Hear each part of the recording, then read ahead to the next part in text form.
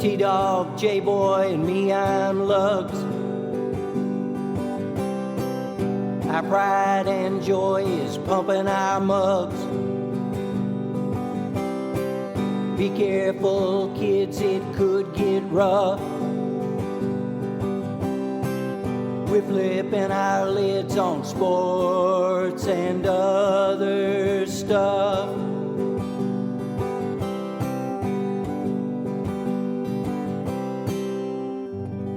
Welcome to Sport Weasel Central. I'm Lug. I'm J-Boy. And I'm T-Dog. Yes, sir, fellas. We're back and better than ever, of course. Welcome back to the podcast, Sports and Other Stuff.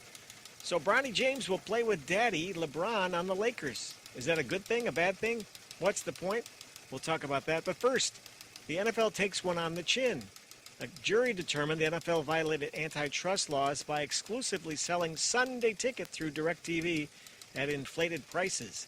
That's a limited audience, and CBS and Fox were concerned about maintaining local ratings while allowing the NFL to earn substantial revenue from its broadcast rights. So let's start there, Lugs.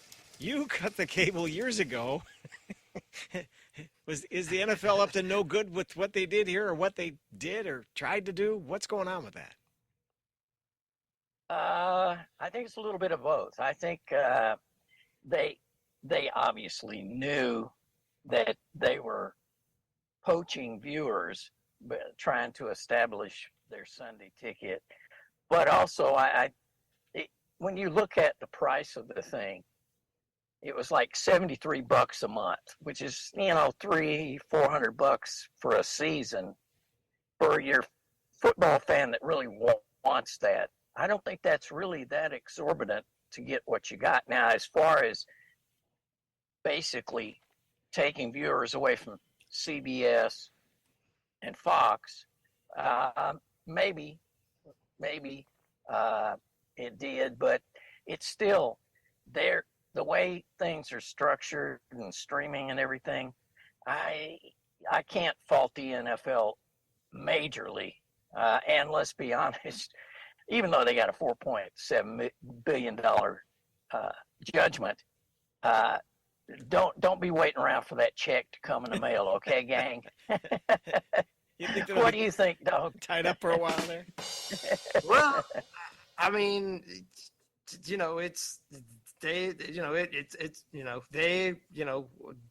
they got caught,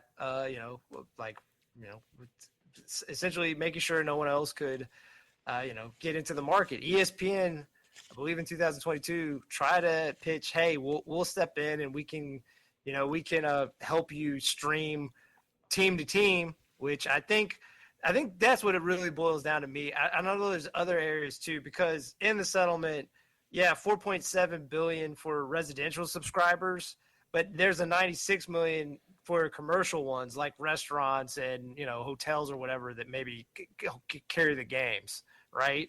So, most people are probably buying the ticket because they're a fan in an area where their games don't get played. Like one of the plaintiffs that was brought up, who probably wouldn't have been part of the class action lawsuit, was a New Orleans Saints fans who moved to California and bought the ticket strictly so that they could see Saints games. So, I mean, if that's one of the things that come out of it, I think it's great because, they'll probably talk about different pay plans, one for if you just want to follow your team, which I honestly think that's a high percentage of the at least residential subscribers are just buying it for their team. Out of market. And, it also, people could do week to week because maybe, once your team gets out of it, you're like, I'm done. I don't need to see the last 7 weeks of the season type thing. But obviously, if to be fair to them, maybe they can get ahead on that because obviously you're paying week to week with a lot of things. If you're not buying full board, it's probably going to be more expensive if you stay paying week to week than just buying the whole season, right? So, maybe they can get ahead on that. But and also the price is going to have to be reduced. Lugs, you are correct. It was $300 at one time, but recently, once it went to YouTube, if you're not a YouTube TV subscriber, it's $449. Yeah, it was And expensive. yeah, and if you want red zone on top of it, it's an additional $40. Now you're like, well, I save $100 if I go YouTube TV. Well, again, hold on a second. YouTube TV costs what you were hitting at. YouTube TV is Yeah. $73 essentially a month. So It gets pricey. Really, yeah, it gets incredibly pricey to do that, and you know, and look, I don't fault YouTube because I mean, obviously, YouTube is a part of Google. Google paid Right. $2 billion a year. Big contract. I believe, yeah, and that was year one of a 7-year contract. So I understand why they maybe try to make up what they're paying out, like they jack the rates up. But anyway, I think this was a big deal just because it hopefully does help the fans on some level. And you're right, maybe they don't get, but like these class action lawsuits are important because, and I'm not saying we're still not going to get screwed by the NFL or other sports groups or whatever, but these are at least here to hopefully hold it down a little bit. I mean, yeah, at least maybe, put them on notice, right? Yeah, and it's just ridiculous. And like I said again, I think the big point of it is just like people be willing to pay a smaller rate just to see their team, because that's really honestly most these people residentially are probably paying for. Okay, can I share a personal experience? I had a smaller rate. It was called Free 99. All right, back up here for a minute. 2022, daughter in college.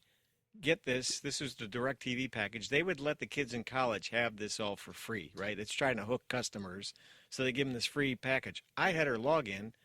It was way cool, I have to say. Like we're looking at 3 boxes on the screen right here. I could have 2 games going, 3, 4, whatever I wanted. Hook my laptop up to my bigger screen, you know, a screencast type of deal.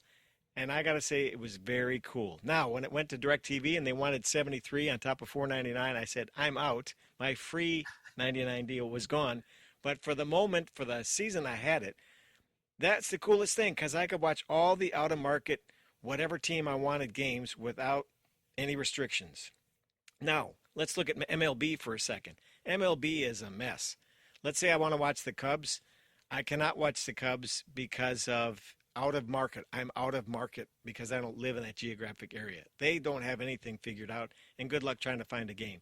But for what it was, I thought the DirecTV thing was very cool, very pricey, but I had the free package. So I was cool with it. But I think it does put them on notice and saying, you can't do this stuff anymore. And CBS and Fox are got to be going, we just spent billions for your product. Now you're doing this and you're taking all the money. What's going on? It's a mess. Well, but doesn't it just come back to people want this programming, and they're going to be willing to pay for it. When it's the market itself. Now, admittedly, you know, it's a little bit of that old shenanigans, that Roger Goodell shenanigans that bring him his whatever 44 or 45 million a year price tag. 1 trillion, but, right? Whatever it is. But anyway, that NFL is your moneymaker. It just is. So he who has the most money makes the rules. That's just the way. Why does Netflix want it? Why did Prime get it? Of course they want it, because you're right. Everybody wants to watch the NFL. Everybody. And again, you know, they'll probably appeal. So let's not act like they are. Because also this case has been in courts. Because again, shockingly, you know, the NFL used its power, like Lugs talking about. This is a 9-year-old court case. I mean, it was delayed and you know, moved around a little bit. You know, it initially went the way of the NFL, but then it went to the U.S. District Court, and that's the one that ordered the NFL to pay this close to $5 billion, payment out, which still might be appealed. But the other ramification is if they do have to deal it out, probably how the damages will be paid for is it'll be spread out across 32 teams, which it kind of roughly estimates out to $450 million per team. Which, again, obviously a lot of these teams are doing well, but again, one of the other factors in play is say teams that are building new stadiums and you have to pay up front. And if you have like big name players coming up, big name players want guaranteed money now. Like if you look at a lot of the new contract stuff, they're guaranteed money. Why that's a big factor is this: when you guarantee the money, that isn't money that you can just like decide to we'll have that money 2 years from now. No, that guaranteed money has to be put in an escrow account. So you have to have that money up front. So if you don't have that money up front, you can't re-sign some of these players. So like I said, that's why I think it's kind of important. And again, it probably maybe doesn't get completely settled because like I said, it will be appealed, and maybe it's another 9 years till this thing is completely. I mean, they'll tie it up as long as they've got the best lawyers, this. So I mean, and accountants and everybody else. But that's why I thought. Oh, you go. I think it's the opening salvo into justifying 18 games. Ooh, I like it. No, you hit on it too, because if these teams are going to have to pay out this $450 million, they're going to need something to generate that money back to them. So got to sell more sandwiches at the ballpark, right? I mean, at the stadium. Good guy. Exactly. More $14 beers coming up, sir. Yeah. That's pretty incredible. Well, we'll have to see where this goes. I mean, it's fascinating, and of course, the DirecTV NFL moved on from them anyway, and as you said, it's a Google, talk about large corporations, and a YouTube thing, and moving forward, it'll just get pricier. I'm sure the price won't be going down. So, for an individual user, I don't think so. Or a bar or a restaurant or whatever. Never. All right, let's move on, shall we? The Splash Brothers are no more. Klay Thompson has parted ways with the Golden State Warriors, leaving Steph Curry behind. Klay will head to Dallas, where the Mavericks have offered 3 years and $50 million. At age 34, I ask this to you, T-Dog. Is this a smart move by Dallas, and is this a huge loss for Golden State and the end of an era?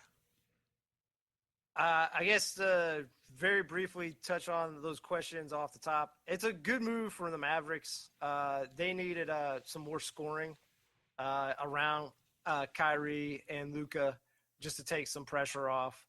It'll be interesting because Luka and Kyrie, while putting in the effort definitely last year, not great defenders. And while Klay at one point was a good defender, after the ACL and Achilles injury, he could still put up some buckets, but I don't think he's a big asset in terms of defensively anymore. So that can be problematic, having three people on the court at the same time that aren't really playing defense. Can't defend a chair if a chair was out there. Yeah.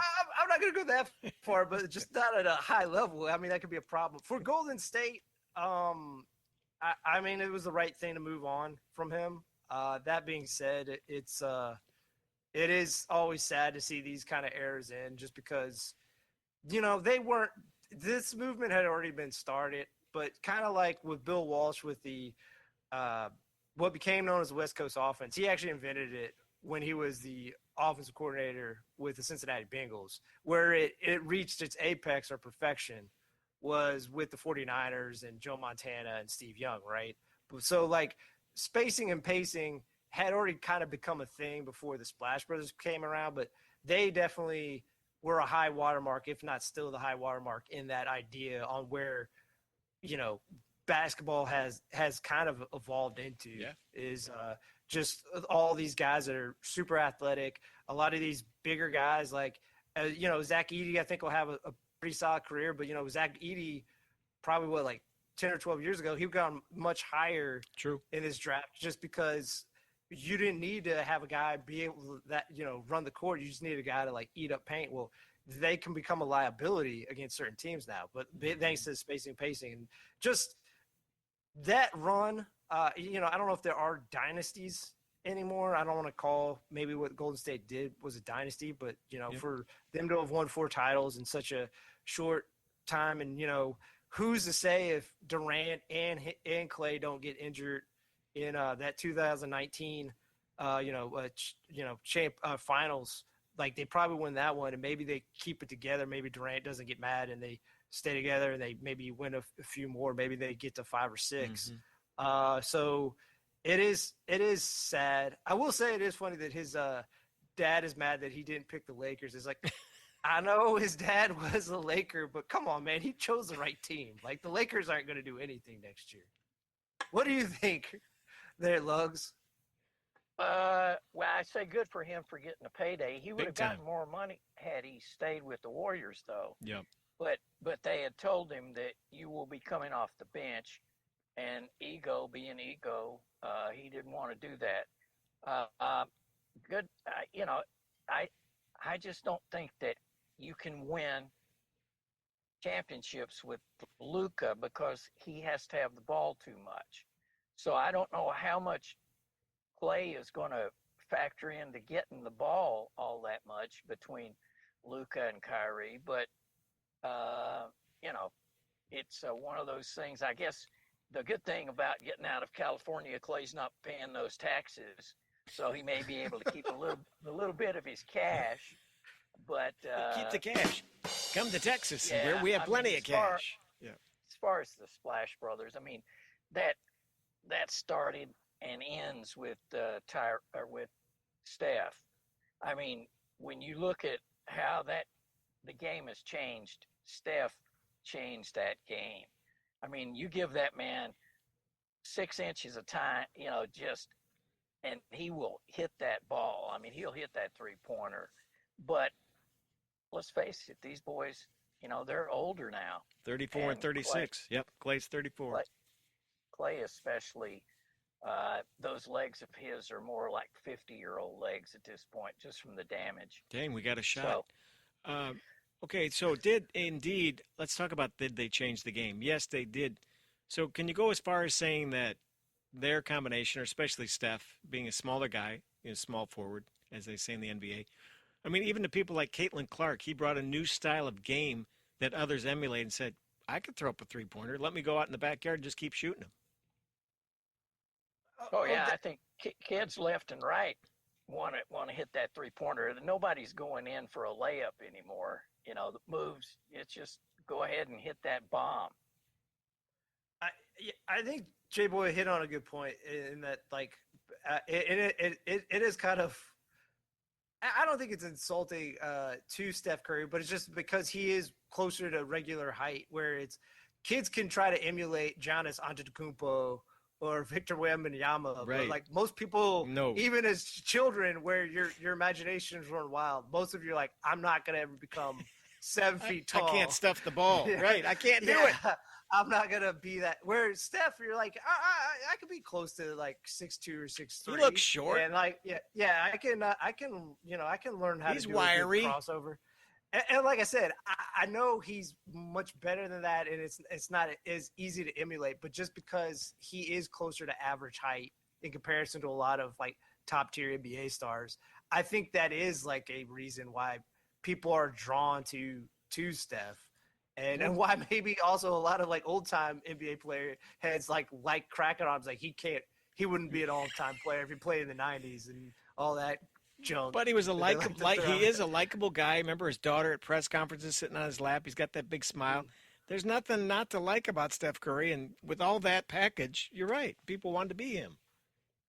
And like I said, maybe they do get back in the title contention. Yep. Maybe they work some trade or they hit on some draft pick maybe in the next 2 or 3 years. But this, to a degree, feels like there's a good chance that the Golden State Warriors with Steph Curry rendition, they're probably done winning titles. And I just wanted to give it some props for, I think, one, just being that team that, even if you're not really a fan of Golden State, you probably enjoyed watching their style of play. So, absolutely.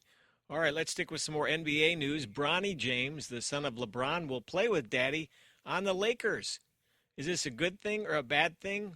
What's the point of all this? Sometimes you make basketball moves like get Klay Thompson to come to Dallas, and sometimes you make, I'm going to call this a marketing move, because who's not going to want to see Bronny suit up with LeBron and them standing on the court together, an NBA first? Lugs, what do you think of that? Father and son, same team. Let's go watch the game. Well, the Lakers have a history of really placating their star, and they're placating LeBron. I mean, think about it. That last season with Kobe, they threw that away just so Kobe could come in and because they had no shot. But in this case, it's I can't see Bronny James making it in the NBA. You know, at USC, he averaged 4 points and like what 3 rebounds. Yeah. You know, it's. I think it did him a disservice, but I think they'll put him in the G League. And the point would be to, again, just be able to say we had a father and son, and Bronny can be there when probably next year, not this coming season, but the following season when LeBron says, I'm done. The rocking chair tour. Yeah. So, and they don't have that much money invested in him. And so, you know, they did what they had to do to keep LeBron happy, honestly. T-Dog. I was one of the first to say as a disclaimer, I think any kind of ire that really goes to this pick isn't really Bronny James. You know, I don't. Some of this is because LeBron, you know, declared he so wanted this prophecy to happen where he played with years his son. ago, right? Years ago. Yeah, where unfortunately his son, while obviously a decently talented basketball player, is probably not an NBA level talent and is now on an NBA roster. And there's only 12 spots. Right. So there's probably someone who's maybe better than him or at least can fill a role that they're going to have to let go just so Bronny can be on the roster. So that's a problem. Yeah, it's a kind of fun PR story, but it quits being a fun PR story when, you know, as competitive as LeBron is, like if, you know, he yells at a lot of young players, like, is he going to yell at his son when he misses a backdoor cut or, you know, I don't know, like there's some, and also I just know with ESPN, like with how their guys like to say stuff, I'm you know, I'm dreading them going, you know, oh boy, he can go to the rim with fourths because he's big and brawny. Bronny's layup at the buzzer helped towel off the Sixers. Wow, you're on fire, man. Grabbing the rebound off the angrily and looking at Draymond and saying, "Bitch, better have my Bronny." You know. So he's going to replace the paper towel guy on the side of the paper towel roll. Bronny. And like I said, like he'll, you know, on a slow night, he'll lead a Sports Center on like a Wednesday where he got 12 points on like the fourth game of like, you know, of a, you know, of an East Coast road trip. All right. Right. Yeah, you're like, all right, whatever. And like I said, I feel bad for him because also, you know, here's a young man who suffered like a heart attack at such a young age and like come back and just, you know, just unfortunately just put in a position where it's going to be hard for him to win. Is what I'll get at. You're right. There's only 150 starting jobs in the NBA, and there's only 360 total playing positions in the NBA. So that's not a lot of wiggle room to say, we'll take this guy and just kind of tack him on to the roster. Not going to happen. But they can hide him in the G League, you know. But they could, but I don't know if LeBron wants it because, I mean, you were very nice, Lugs, on you saying placating. I mean, and I think demanding because with LeBron, I mean, you look at with LeBron and look, he's had credit because he essentially ran the Cavaliers his second tenure in, maybe even the first time through he did, but like he won a championship with him. He's run the Lakers since he pretty much got there. He won a championship with him. I'm not saying he hasn't had some aptitude, but you look at like how they've gone through coaches and just, you know, he did a podcast with Redick and now all of a sudden Redick, who has no coaching experience, is now the head coach. I mean, he's running the team. I mean, he's not going to ever come out and say it, but he's running the team. So,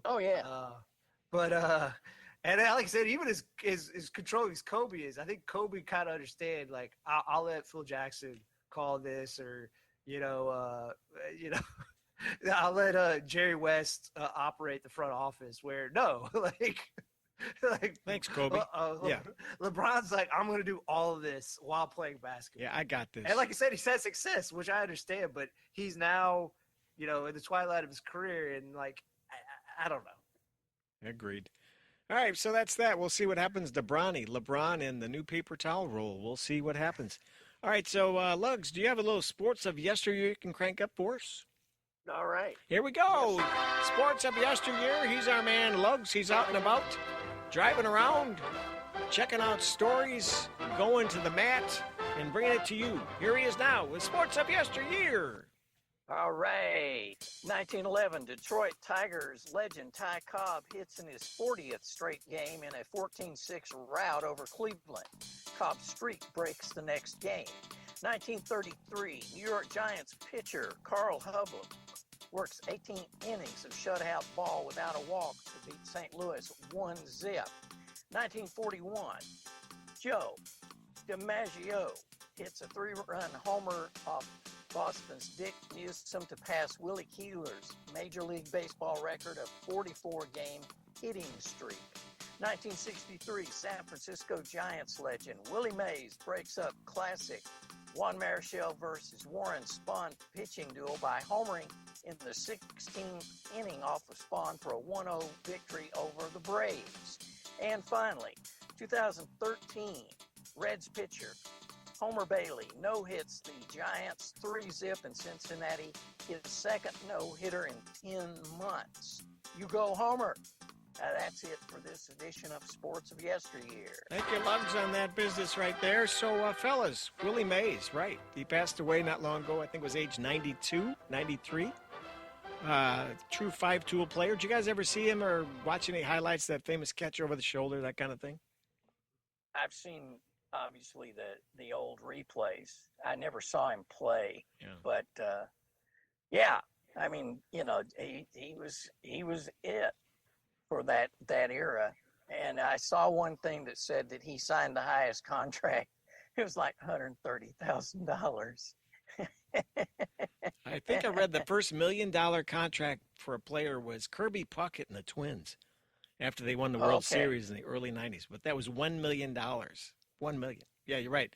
If Willie Mays made like $150K. Wow. Yeah. Greatest of all time. Yeah. Maybe the best player ever in the way he was able to do so many things. I don't know. Oh, yeah. I mean, he could run the bases. Obviously, he could field. He could hit. Yeah. He was the best all around for sure. Of that era. Okay, we got about 9 minutes left. What else you want to hit upon? This is other time department. Anything else, fellas? Did we miss? Leave out?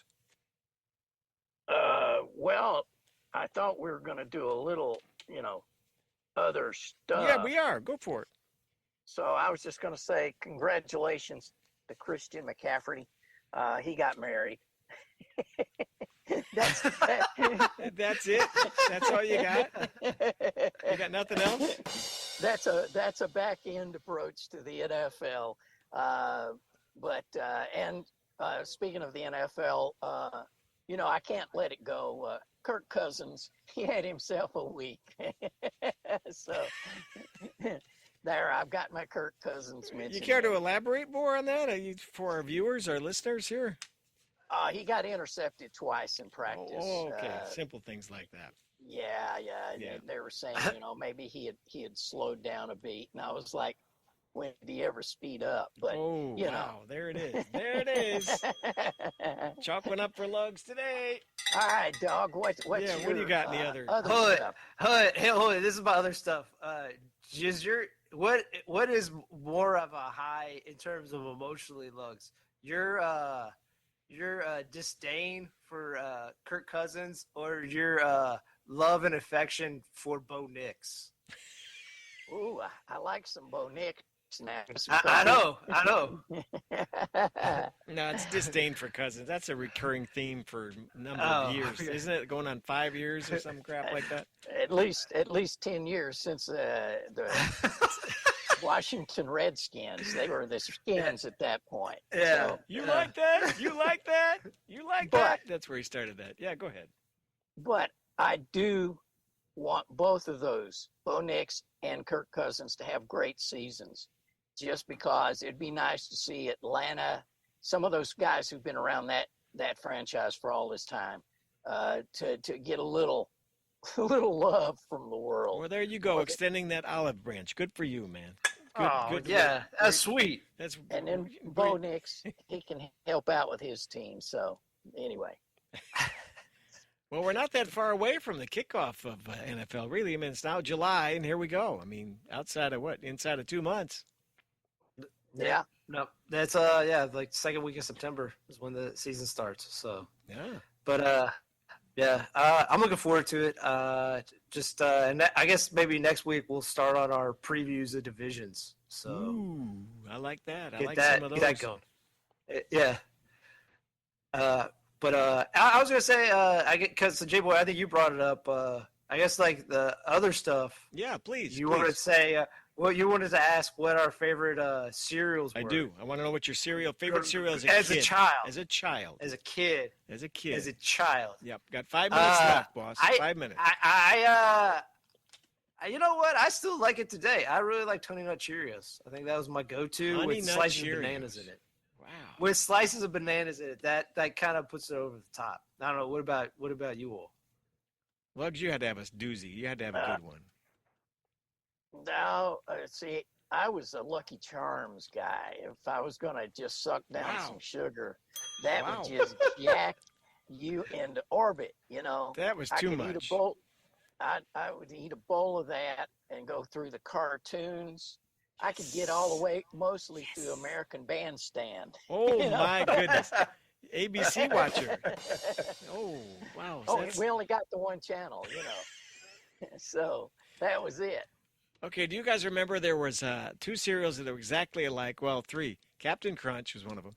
The other one was called Quisp and Quake. And Quisp and Quake were always at each other. Quisp was an alien little guy. He talked like this. Quake was this big. It was William Conrad, if you know who that is.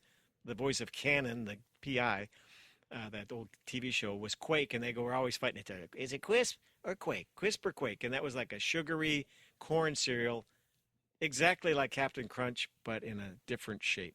And if we got that, that was kind of a big deal. Quisp or Quake? You remember that at all?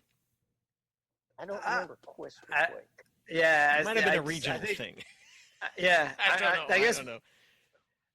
I guess the captain went out by the time I was eating cereal. He did. The won the battle. The other one I did like as a kid, that when I would go over to my grandma, she would have is Cookie Crisp, which was always funny. I would love to have been in the meeting for the advertisements for this because it was a healthy food. It was it had like it was small vitamins. Like chocolate chip cookies was essentially all they were. It was small chocolate, but the advertisements were a criminal tried to steal them, and like a cop always tried to arrest them. It was like, why do we have to go this long way around to sell? Like, if you're just like, hey kids, it's like chocolate chip cookies, like where you put milk on them and then you eat it. Like, that's all you need. You don't need all that other stuff. I don't know. Don't put the vitamin talk and all the good for family stuff. No. Yeah. Just call it what it is. It's cookies with milk. I mean, every kid's going to say, I'll take that. You know, I'm good with that. Well, that'll be the other stuff department. We got to close this one off. This has been sports and a lot of other stuff. Brought to you in part by Henry Lawrence Clothiers, where the models buy their clothes. There are many locations across the metro, including Golf Mill Shopping Center. Stop in and ask for our guy. He's there right now. Fish. This week, our man honors rock and roll hero, the king himself, Elvis. In 1956, the truck driver from Tupelo recorded 2 instant hits, Hound Dog and Don't Be Cruel, at RCA Studios in New York City. To mark this auspicious occasion, Fish is hosting a festival fit for a king.